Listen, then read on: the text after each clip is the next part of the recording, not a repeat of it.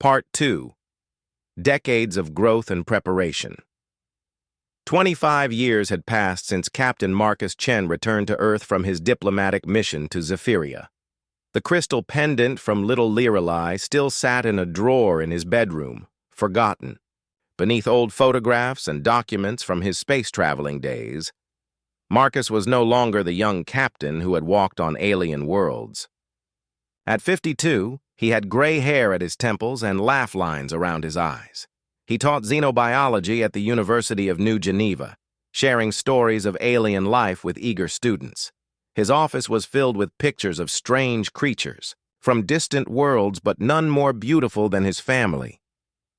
"Dad, you're going to be late for dinner again," called his daughter Emma from the doorway. At 16, she had her mother's dark hair and her father's curious eyes. "Just finishing up these papers," Marcus said, looking up from his desk. "Tell your mother I'll be there in 5 minutes." Emma rolled her eyes. "You said that an hour ago. Mom's already served the food." Marcus laughed and saved his work. His life was good, simple, peaceful, and full of love. He had married Sarah 3 years after returning from Zephyria. She was a brilliant linguist who specialized in alien languages.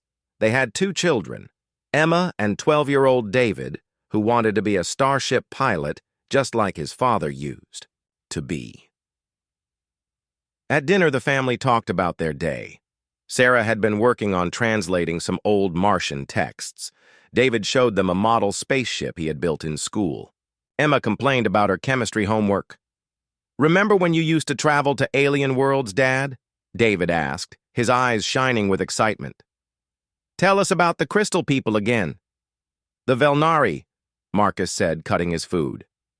"They were beautiful, like living sculptures made of light."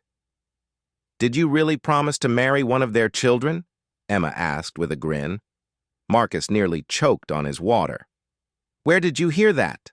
Mom told us. "She said you were always making silly promises to kids on different planets." Sarah laughed. "You did have a soft spot for alien children. Remember the story about the little Velnari girl who gave you that pendant?" "Lorelei," Marcus said, the name coming back to him suddenly. "She was so young, maybe 8 years old in human terms. Sweet little thing." "What happened to the pendant?" David asked. "It's somewhere in my drawer, I think. Why? Can I see it? For my school project about alien cultures?" "Sure," Marcus said. "We'll look for it later." But Marcus had no idea that, across the galaxy, that same little girl had grown into something extraordinary. On Zephyria, in the crystal city of Velanara, Lorelei stood in her private chamber, practicing human speech patterns for the 1,000th time. She was no longer a child. At 75 years old, she had reached the age when Velnari were considered adults, though she looked like a young woman by human standards. Her crystalline skin had developed a unique golden glow that made other Velnari stare in wonder. According to ancient legends, such a glow appeared only in those touched by true love. The golden light pulsed gently beneath her skin, especially when she thought of Marcus Chen. "Lorelei, you must eat," said her friend Kaylin, entering the chamber with a tray of their traditional light fruits. "You've been studying for 16 hours straight." "I must perfect my pronunciation," Lorelei said without looking up from her language crystals. "Marcus deserves a partner who can speak his language perfectly." Kaylin sighed. "You already speak 7 human languages better than most humans. You know more about Earth history than their own scholars. What more can you possibly learn?" Lorelei turned to face her friend. Her golden eyes blazed with determination. "Everything. I must know everything about him, about his world, about his people. When I go to claim my bonding promise, I must be worthy of him." The room around them told the story of Lorelei's obsession. Every wall was covered with information about Earth and humanity. Maps of human space, books about human culture, recordings of human music, and pictures of Earth's landscapes filled every corner. In the center of it all was a holographic image of Marcus Chen as he had looked 25 years ago, smiling, and young in his diplomatic uniform. "Lyra Lee," Kalen said gently, "what if he has forgotten? What if he didn't mean those words the way you think he did?" Lyra Lee's glow flared brighter. "He promised. Humans may be young as a species, but they understand the sacred nature of promises. He said he would marry me when I grew up. I have grown up. Now he must keep his word." She walked to a crystal shelf and picked up a small pendant, the twin, to the one she had given Marcus long ago. Over the years, it had grown into something magnificent. What started as a simple crystal had become a complex sculpture, with new layers and patterns appearing each year as Lyra Lee's love and dedication grew stronger. "Look at this," Lyra Lee said, holding up the crystal. "Each facet represents a skill I learned for him. This one is when I mastered English.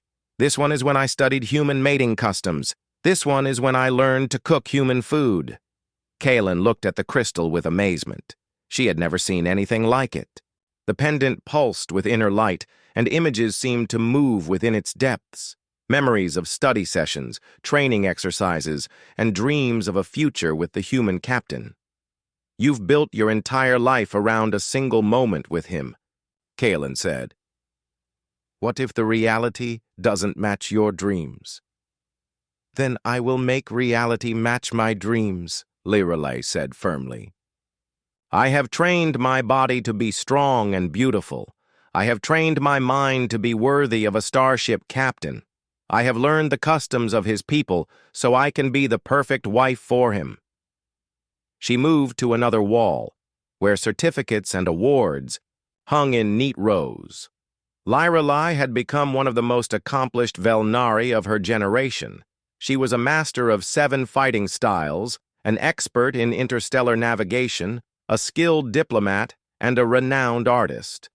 All of this she had done, not for herself, but to be worthy of Marcus Chen. "The elders have agreed to support my claim," Lyra Lee continued. "Under galactic law, a promise of bonding made to a Velnari is legally binding. I have witnesses to his words. I have documentation of our exchange of gifts." She touched the pendant around her neck. "This proves our engagement. When I present myself to him, he will have to honor his commitment." Kalen looked worried. "But Lyra Lee, you were a child then. Humans might see things differently than we do." "Love sees no age, no time, no distance," Lyra Lee said, quoting an ancient Velnari saying. "I have loved Marcus Chen for 25 years. Every day, I have worked to become the woman he deserves. My love has shaped me, made me stronger, made me better." She moved to her meditation mat where she spent hours each day visualizing their reunion. "I dream of him every night, Kalen. I see us walking through crystal gardens together. I see us sharing stories of our worlds. I see our bonding ceremony, with both our peoples celebrating our union." "And what if he says no?" Kalen asked softly. Lyra Lee's golden glow dimmed for just a moment. "He won't. He promised. And I have made myself into everything a human could. One in a mate, I am beautiful, intelligent, skilled, and devoted. What more could he ask for?" The next day, Lyra Lee went to the Hall of Elders to make her formal request for permission to travel to Earth. The ancient Velnari who ruled their society listened as she presented her case. "Honored elders," Lyra Lee said, her voice clear and strong, "I come before you to claim my right as a bonded female. 25 years ago, Captain Marcus Chen of Earth gave me his promise of marriage. The time has come for that promise to be fulfilled." Elder Moraith, the oldest among them, studied the documents Lyra Lee had prepared. "These are serious accusations. Young one, you claim a human made a legal bonding contract with you?" "I do not claim it, Elder. I know it. I was there. I heard his words. I have his gift as proof." She held up the glowing pendant. "And you wish to travel to Earth to claim this human as your mate?" "Yes, honored Elder." It is my right under both our law and the Galactic Treaty of Species Rights, the elders whispered, among themselves in the old language. Finally, Elder Moraith nodded. Very well. We will support your claim. But be warned, child, humans are not like us. They may not understand the sacred nature of their own words. They will understand. Lyrelai said confidently, love is universal. As she left the Hall of Elders, Lyrelai felt her heart racing with excitement. Soon, very soon, she would see Marcus again. She would show him how she had grown, how she had prepared, how she had become perfect for him. She had no idea that the man she loved had built a completely different life, with a wife and children who had never heard of Lyrelai or her promise. She had no idea that her arrival would destroy the peaceful world Marcus had created for himself. All Lyrelai knew was that she had kept her part of the bargain. She had grown up. She had become worthy. Now it was time for Marcus to keep his promise.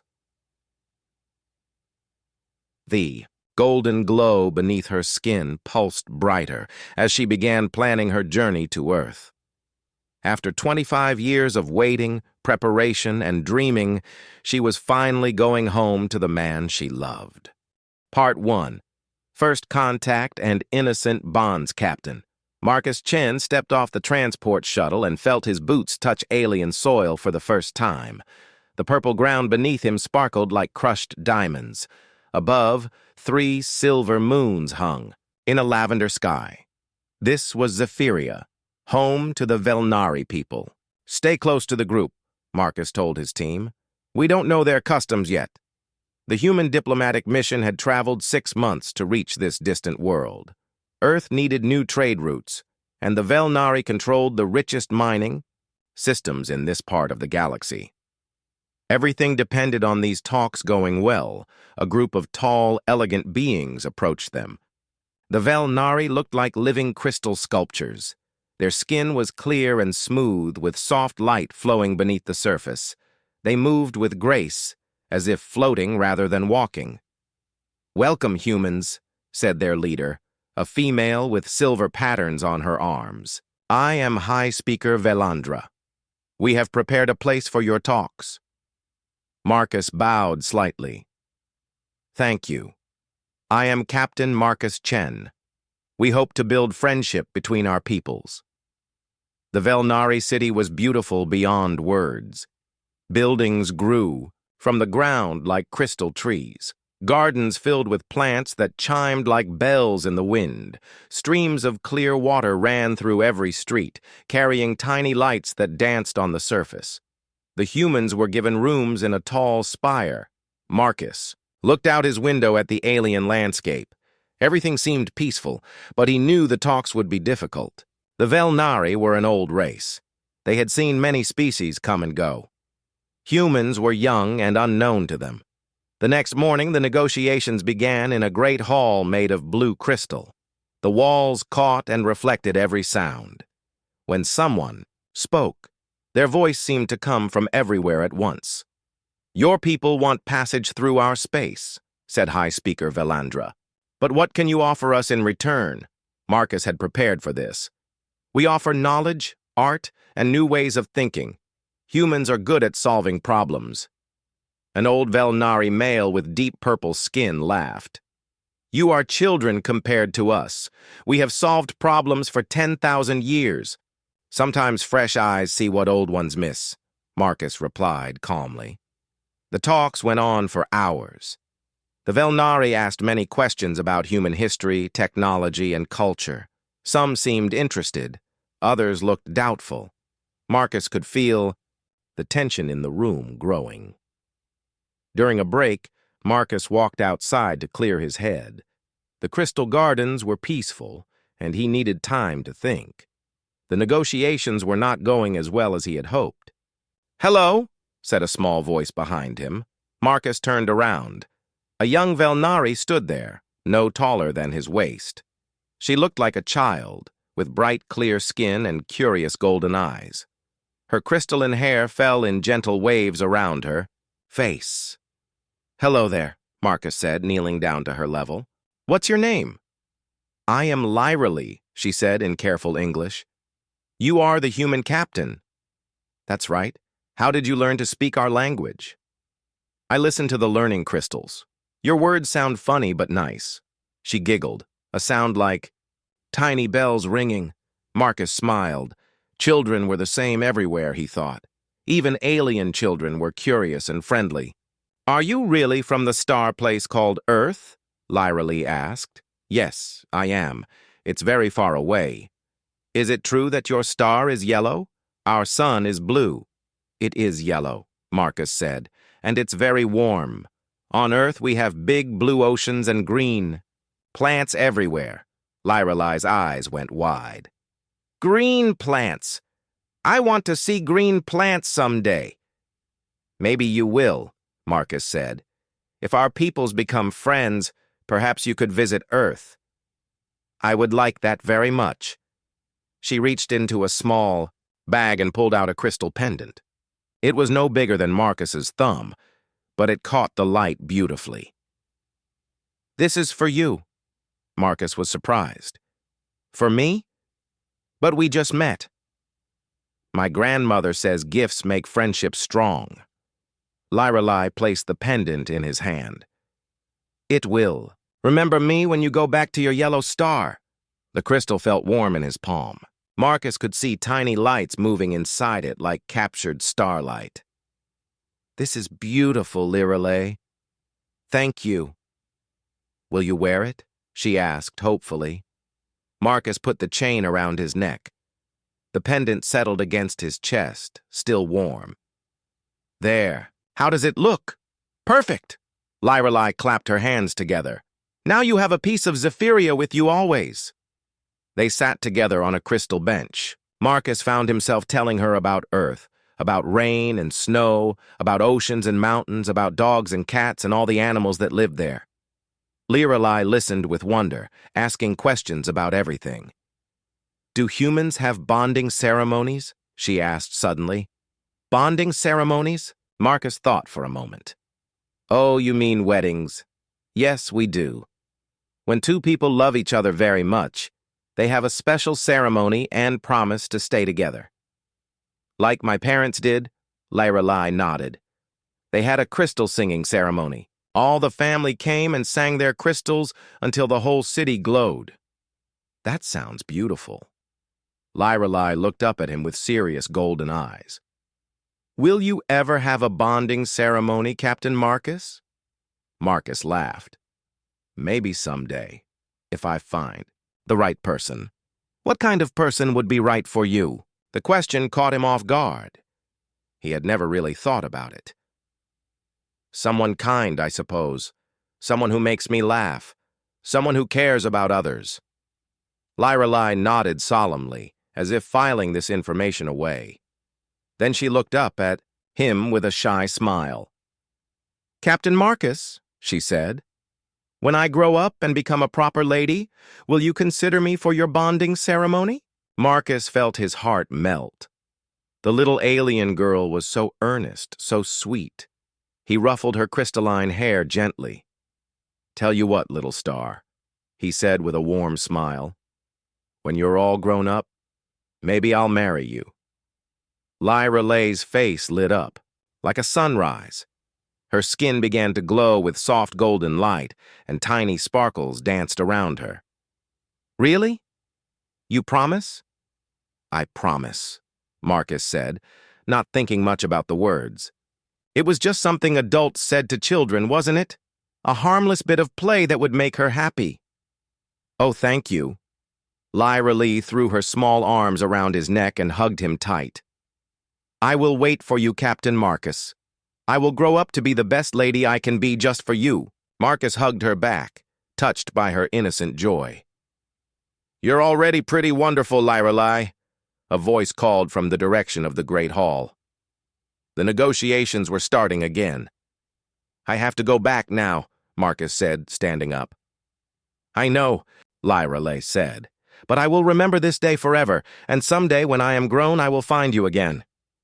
Marcus waved goodbye and walked back toward the hall.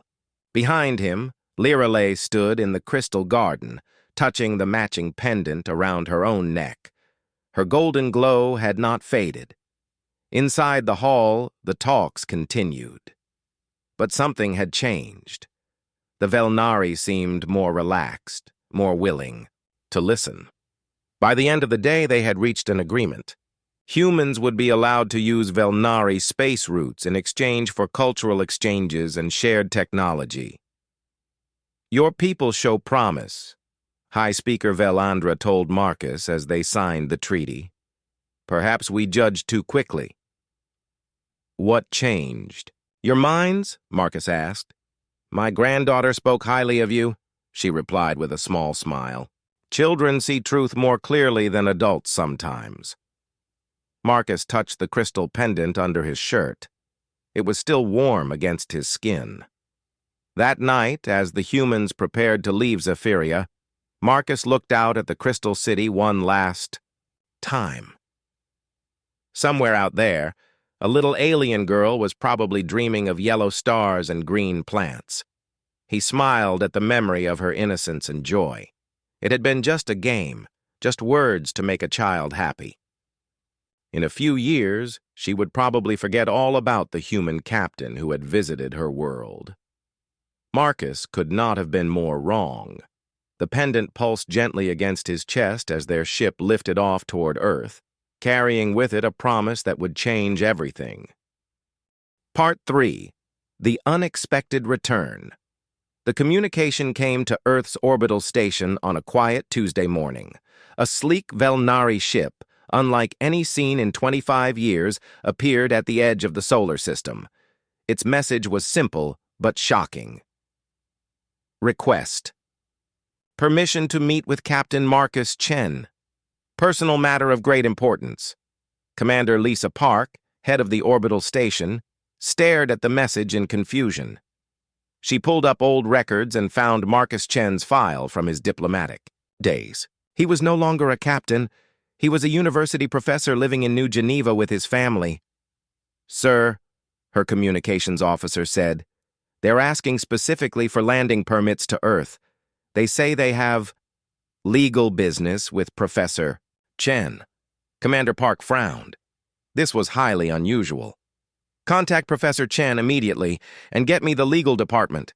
Something about this doesn't feel right." Marcus was in the middle of teaching his morning class when his personal communicator buzzed with an emergency call. His students looked up as he checked the message. His face went pale. "Class dismissed," he said quickly. "Read Chapter 12 for tomorrow." As students filed out, Marcus stared at the message again. The Velnari were coming to Earth.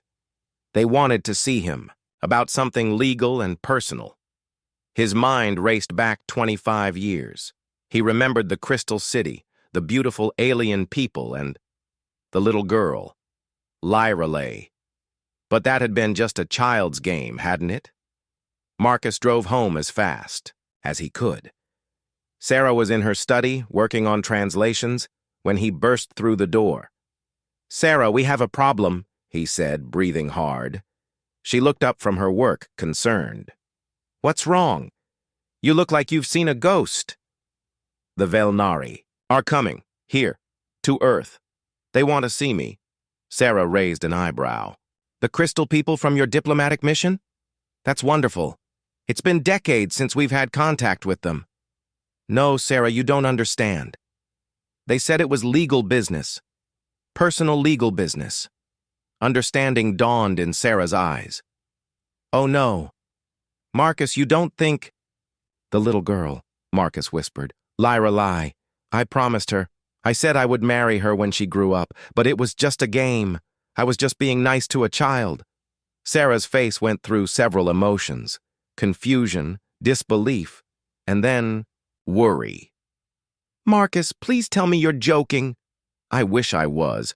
But the Velnari, they're very formal people. They take promises seriously. What if she—" The doorbell rang. Both Marcus and Sarah froze. "Professor Chen?" called a voice from outside. "This is Commander Park from Orbital Station. We need to talk to you immediately." Marcus opened the door to find Commander Park standing. There, with two legal officers and a Velnari translator, a tall, blue-skinned alien with serious eyes. "Professor Chen," Commander Park said, "we have a situation. The Velnari ship has landed at Geneva Spaceport. They're carrying legal documents that claim you are engaged to be married to one of their citizens." Marcus felt the world spinning around him. "Engaged? But I never—" The Velnari translator spoke in a musical voice. "Professor Chen, I am Velkara, legal representative of the Velnari High Council. You are requested to appear before Lerale Moranesh to discuss your bonding contract made 25 years ago." "Bonding contract?" Sarah's voice was dangerously quiet. "There must be some mistake," Marcus said desperately.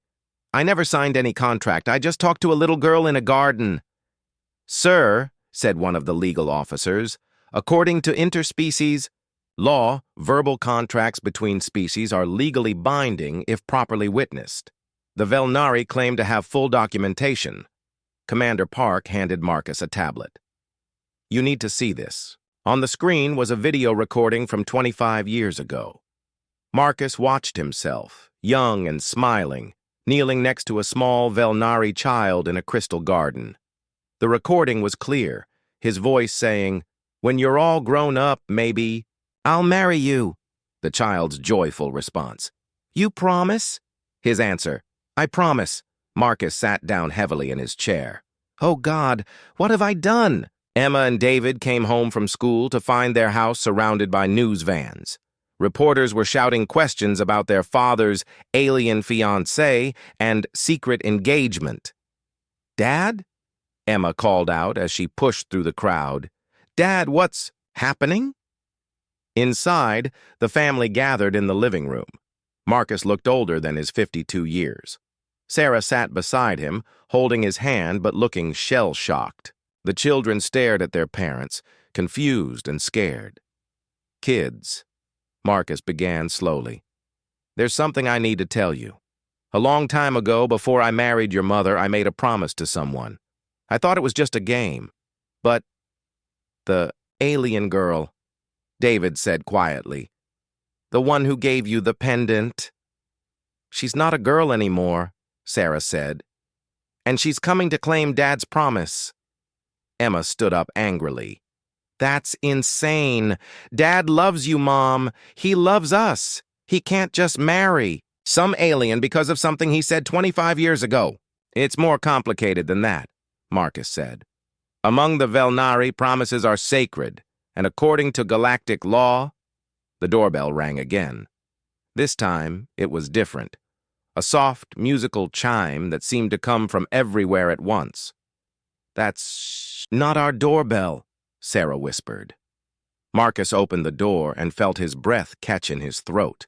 The woman standing before him was breathtaking. She had the crystalline skin of the Velnari, but it glowed with soft golden light. Her hair flowed like liquid silver, and her eyes were the same bright gold he remembered from the child in the garden. She wore a flowing dress that seemed to be made of starlight itself. "Hello, Marcus," Lyra Lee said in perfect English. "I told you I would wait for you." Behind her stood several other Velnari, including what looked like legal officials and guards. But Marcus only saw her, the little girl from his memory, now grown into this magnificent being. "Lyra Lie," he whispered. You're so... I'm grown up now," she said with a smile that could have powered a starship. "As I promised I would be. Have you been waiting for me too?" The question hit Marcus like a physical blow. He looked back at his family, his wife, his children, his life, then back at this incredible woman who had built her entire existence around his careless words. Lyra Lay, I need to explain." "There is nothing to explain," she said, stepping closer. The golden glow around her intensified. "You gave me your promise. I have prepared myself to be worthy of it. Look." She pulled out a crystal pendant from beneath her dress. It was enormous now, as big as Marcus's fist, and filled with swirling lights and images. This is our bonding crystal. It has grown with my love for you over 25 years. Every skill I learned, every day I thought of you, every dream I had of our life together. It's all here. Marcus stared at the crystal in amazement and horror. He could see images moving within it. Lyra Lee studying human languages, practicing human customs, training her body and mind, all for him. The devotion was overwhelming and terrifying. Lyra Lee, he said gently, I think there's been a misunderstanding. Her golden glow flickered. Misunderstanding? I got married, Lyra Lee. I have a family now. Children. The light around Lyra Lee dimmed completely for a moment. Then it flared brighter than ever, almost blinding. Married? She said, her musical voice cracking slightly. But you promised to marry me. Sarah stepped forward, her linguist training taking over. Lyra Lee, I'm Sarah Chen, Marcus's wife.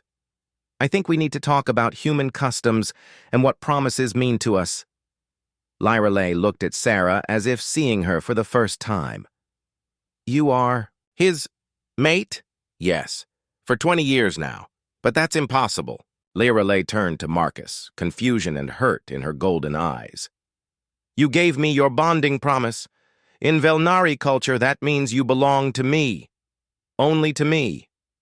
One of the Velnari legal officials stepped forward. Professor Chen, you are summoned to appear before the Galactic Council to answer charges of promise-breaking and fraud. The evidence against you is overwhelming. Emma pushed past everyone and stood in front of Lyra Lee. At 16, she was fearless and angry. Listen here, Crystal Lady, Emma said, hands on her hips. My dad didn't know what he was doing 25 years ago. He was just being nice to a kid. You can't just show up and destroy our family because of some stupid misunderstanding. Lyra Lee looked down at the human girl with interest. You are his offspring. I'm his daughter, and I'm telling you to back off. Emma, please, Marcus said, but he was proud of his daughter's courage. Lyra Lee knelt down to Emma's eye level. You love your father very much. Of course I do. He's the best dad in the galaxy. Then you understand, Lyra Lee said softly. I love him too. I have loved him longer than you have been alive. The words hit everyone like a thunderbolt. The truth was undeniable. Lyra Lee's love was real, deep, and had shaped her entire existence. But so was Marcus's love for his family. This is an impossible situation, Commander Park said. The Galactic Council is demanding Professor Chen honor the contract or face serious consequences for Earth's diplomatic standing. Marcus looked around, at all the faces staring at him. His confused and hurt family, the determined and heartbroken alien woman, the legal officials who could destroy Earth's relationships with other worlds. I need time to think, Marcus said finally. This isn't just about me anymore. It's about my family, Lyra Lee's feelings, and Earth's future. Time? Lyra Lee said, standing up. Her golden glow was pulsing erratically. Part 4. Understanding Human Nature. The next morning, Marcus sat in his study staring at the crystal pendant Lyra Lee had given him 25 years ago. He had found it in his drawer the night before, just a small, simple crystal compared to the magnificent sculpture it had become in Lyra Lee's hands.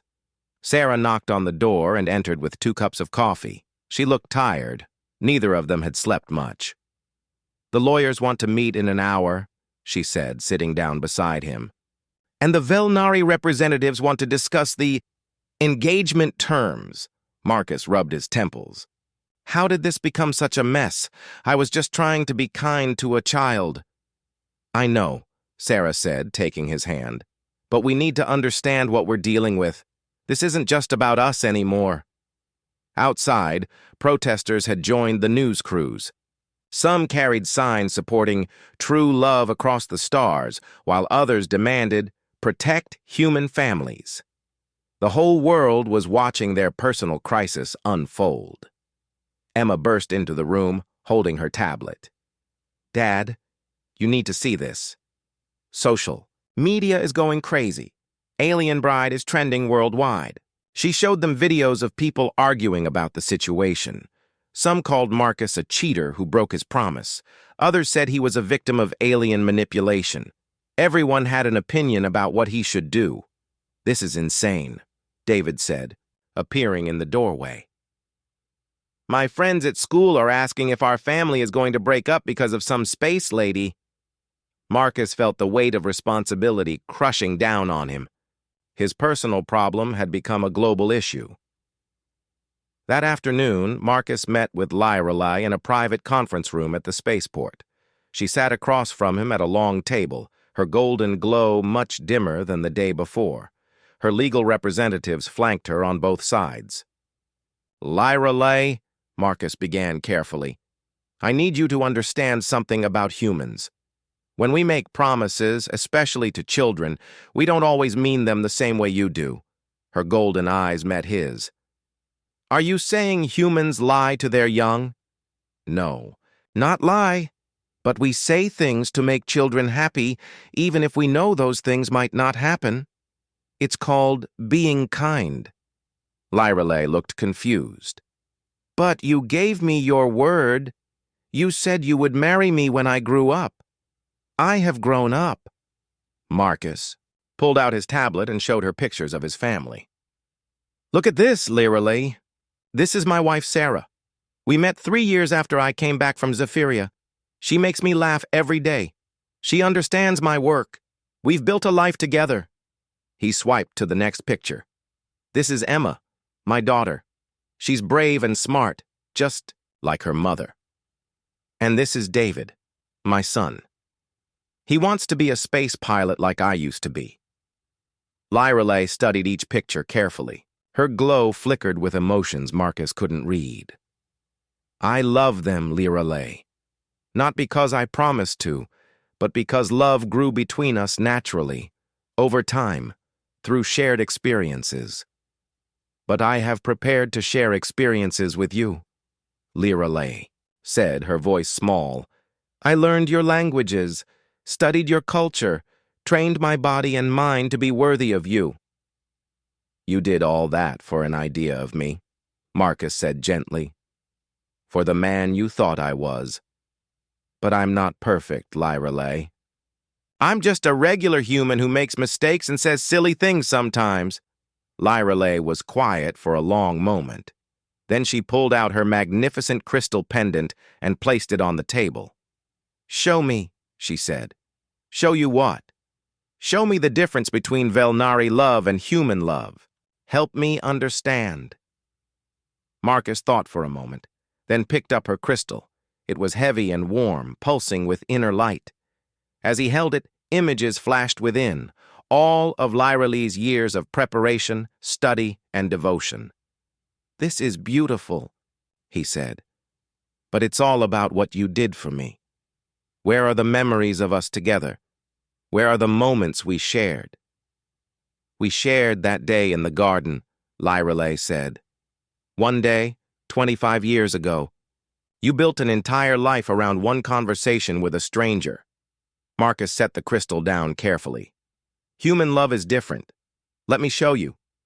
He pulled out his own tablet and showed her a video of his wedding to Sarah. "Look at this. We didn't know each other very well when we got married. We were taking a chance on each other." Lorelei watched, fascinated, as the video showed Marcus and Sarah laughing, stumbling over their vows, and looking nervous but happy. "See how we're both a little scared? That's because human love is about discovering each other, not about one person preparing to be perfect for another." He showed her more videos. Family vacations where things went wrong, birthday parties with silly games, quiet evenings where they just talked about their day. "This is what human love looks like, Lorelei. It's messy and imperfect. We argue sometimes. Sarah gets mad when I leave my socks on the floor. I get annoyed when she corrects my pronunciation. But we choose to love each other anyway, every single day." Lorelei's glow was very dim now. "You are saying that your love for your family is Stronger than your promise to me. I'm saying they're different things. My promise to you was made by a young man who didn't understand what he was saying. My love for my family grew from years of living together, supporting each other, and choosing to stay together even when things got difficult. But I have loved you for 25 years, Lyra Lay whispered. You've loved an idea of me, Marcus said softly. You've loved the man you wanted me to be. But that man doesn't exist. I'm just Marcus, a middle-aged professor who tells bad jokes and forgets where he puts his keys. For the first time since her arrival, Lyra Lay looked uncertain. Are you saying I wasted my life? No, Marcus said quickly. You've become an amazing person, Lyra Lay. You're brilliant, accomplished, and beautiful. But you did all of that for the wrong reasons. Then what should I have done? Marcus leaned forward. You should have done those things for yourself. Because you wanted to be better, not because you thought I wanted you to be better. Lyra Lee picked up her crystal pendant and stared into its depths. All these years, all this preparation, and you are telling me it means nothing? It means you're capable of incredible devotion and determination. Those are wonderful qualities. You just need to use them for the right person, someone who can love you back the way you deserve to be loved. But you promised, she said, her voice breaking. I know, and I'm sorry. I should have been more careful with my words. I should have understood how important promises are to your people. That evening, the news broke that Sarah and the children had agreed to meet with Lyra Lay privately. The meeting took place in the Chen family home with only a translator present. Lyra Lay sat stiffly on the couch, her formal dress making her look out of place in the comfortable living room. Sarah served tea while Emma and David watched her curiously. Your home is warm, Lyra Lay said, looking around at the family photos, children's artwork on the refrigerator, and the general comfortable messiness of a lived-in house. Thank you, Sarah said. It's not fancy, but it's ours. Dad showed us pictures of your crystal city, Emma said. It looked like a fairy tale. It is very beautiful, Lyra Lay agreed, but it is also very orderly. Everyone knows their place, their role, their destiny. That sounds boring, David said bluntly. David, Sarah scolded, but Lyra Lay smiled for the first time since arriving on Earth. Perhaps it is, she said. I have never thought of it that way. Sarah leaned forward. Lyra Lay, can I ask you something? In all these years of preparing for Marcus, did you ever date anyone else? Did you ever fall in love with someone who could love you back? Lyra Lay looked confused. Why would I do that? I was promised to Marcus. But you were so young when he said those words. Didn't you ever wonder what it would be like to choose your own partner? Velnari do not choose in the way humans do. We recognize our destined bonds and prepare for them. Emma shook her head. That's so weird. Don't you want someone who loves you for who you are right now, not for who you might become? I never considered that, Lyra Lay admitted. Sarah pulled out her own wedding photos. Look at these pictures of Marcus and me when we first met. We were both complete disasters.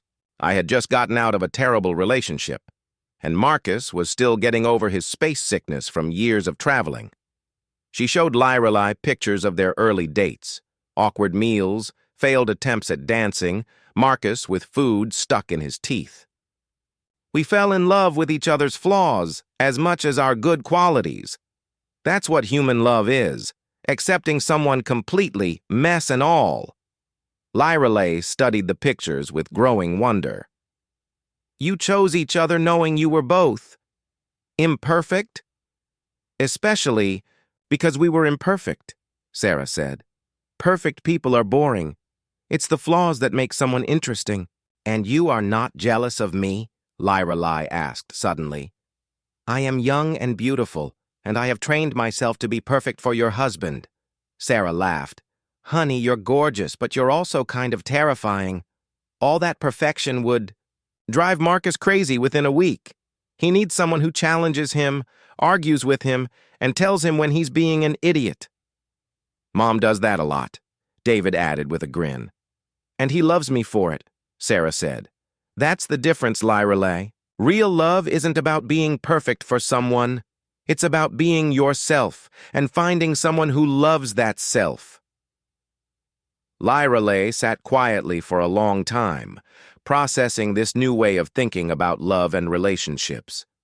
Finally, she looked up at Sarah with tears in her golden eyes.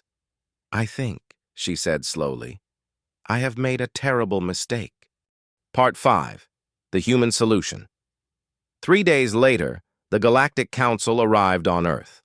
Representatives from 12 different species gathered in Geneva's Grand Assembly Hall to decide Marcus Chen's fate. The chamber buzzed with translators, legal experts, and media from across the galaxy. High Counselor Zephax, a tall being with silver skin and 4 arms, called the session to order. We are here to judge the case of Marcus Chen, human, accused of breaking a sacred bonding promise to Lyrelay Mor Anesh of the Velnari people. Marcus sat at the defendant's table with his lawyer. Across the room, Lyrelay sat with her legal team, but her golden glow was much dimmer than before. She looked confused and sad. Nothing like the confident woman who had arrived on Earth. Professor Chen, High Counselor Zephax said, how do you answer these charges? Marcus stood up slowly.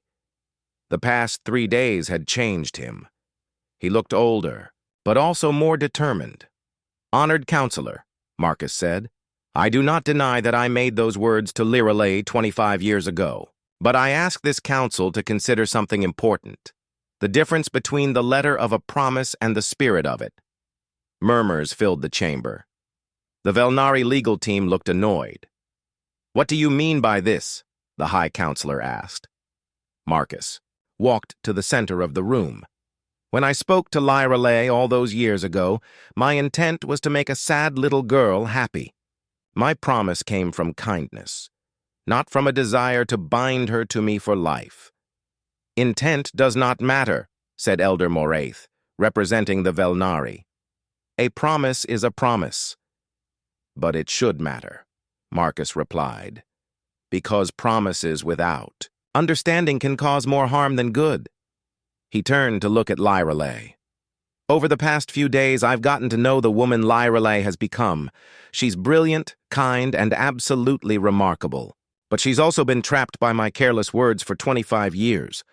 Marcus pulled out his tablet and projected images onto the large screen. This is what Lyrelay's life looked like. Every day focused on preparing for a man she met once as a child. Every choice made to please someone who wasn't even there.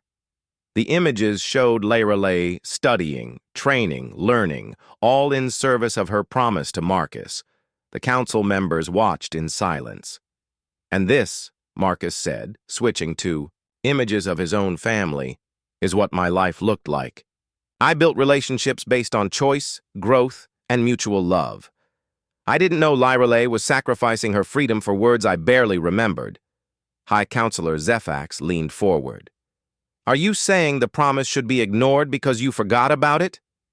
No, Marcus said firmly. I'm saying the promise should be fulfilled, but in a way that honors what it was really about, caring for Lyrelay's happiness.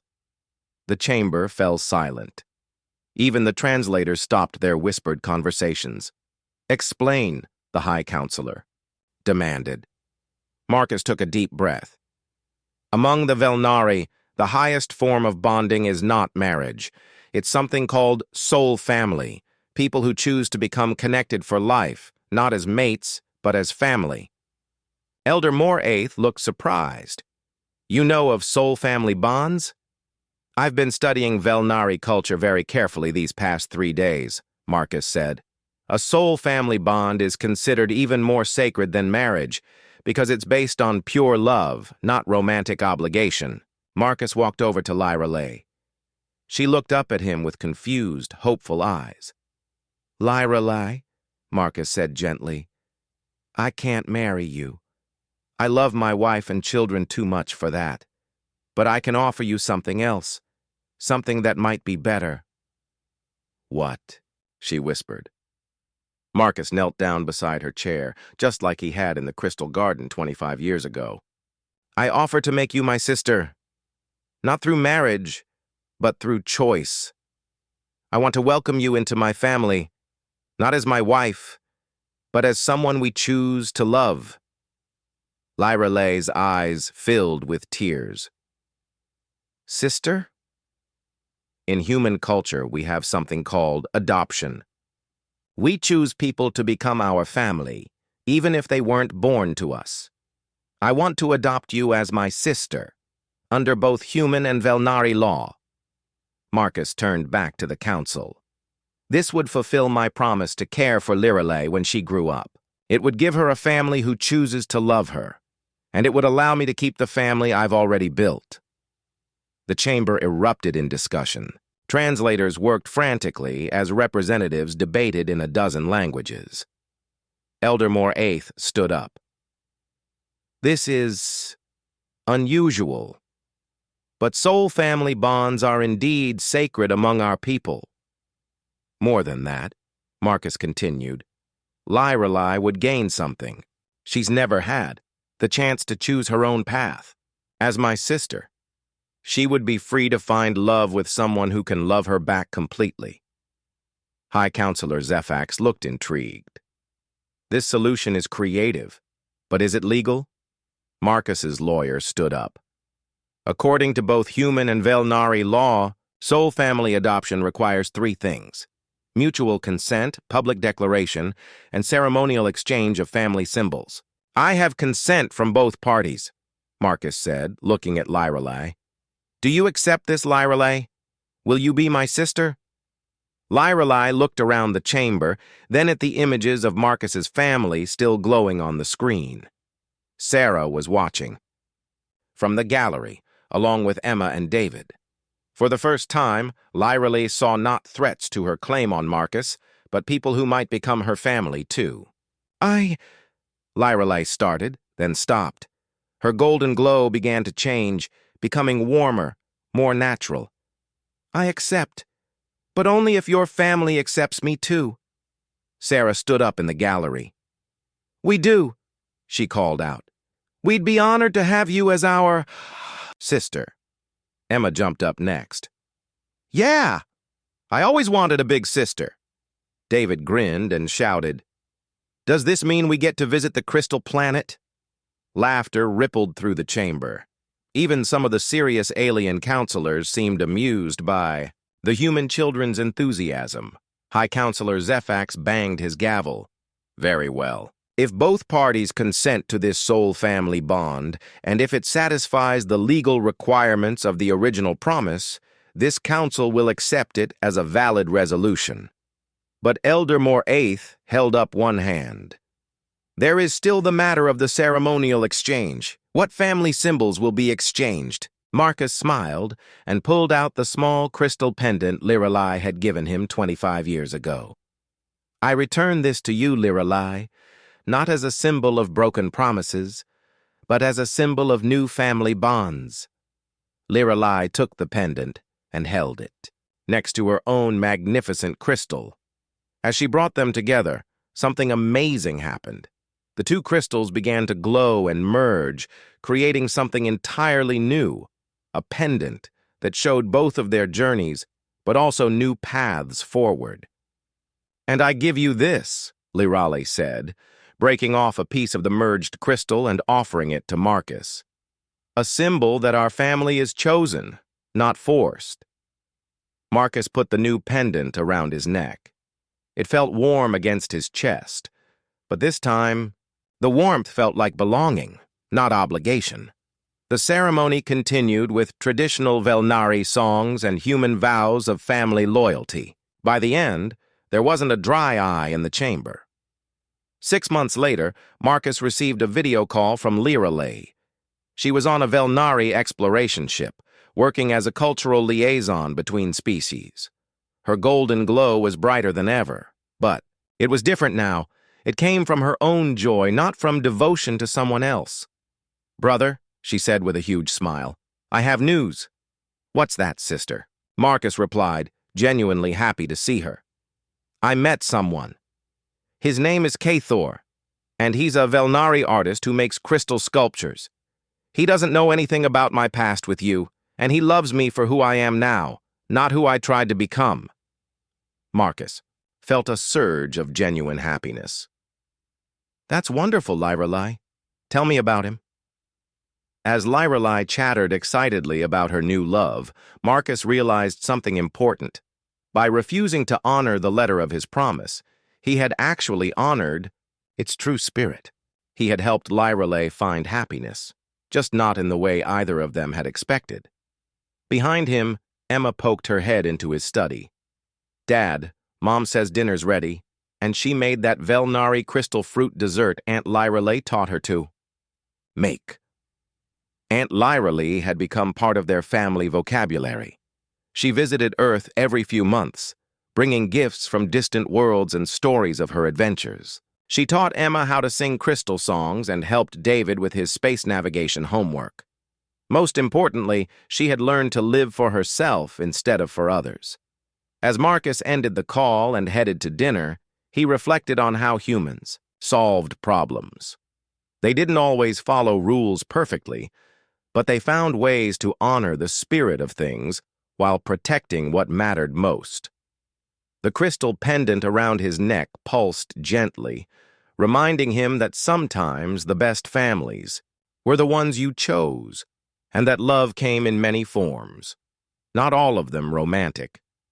Outside, Earth's 3 moons rose in the evening sky, and somewhere among the stars, a young Velnari woman was learning what it meant to be loved for who she truly was. The human solution had worked. Everyone had found their way to happiness, even if it wasn't the happiness they had originally planned.